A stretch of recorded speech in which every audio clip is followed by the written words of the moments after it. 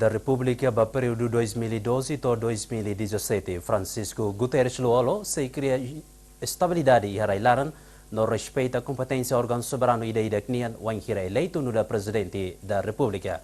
Assunto nessa no da compromisso e o primeiro dia campanha eleitoral.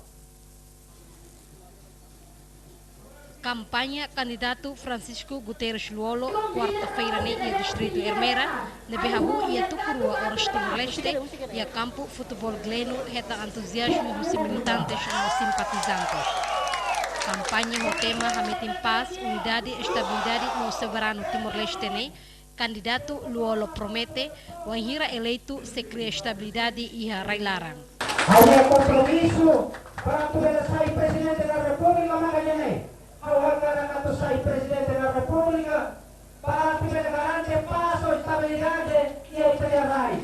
Não quedavam para poder falar a justiça, pode falar desenvolvimento e equidade.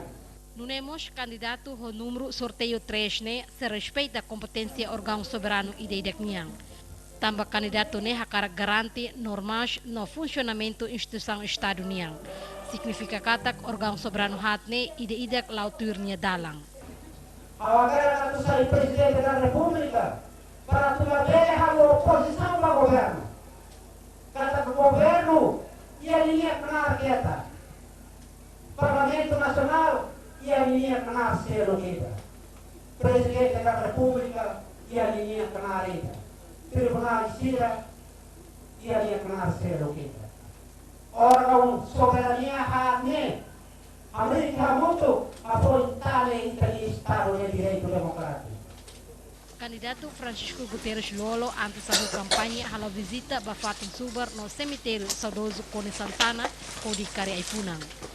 Tuir agenda campanha Luolo badala rua se halau ia dia 2 de março, sexta-feira, ia distrito Manufahi. Recardina Amaral, Bonifácio Carvalho, Rato Reportagem.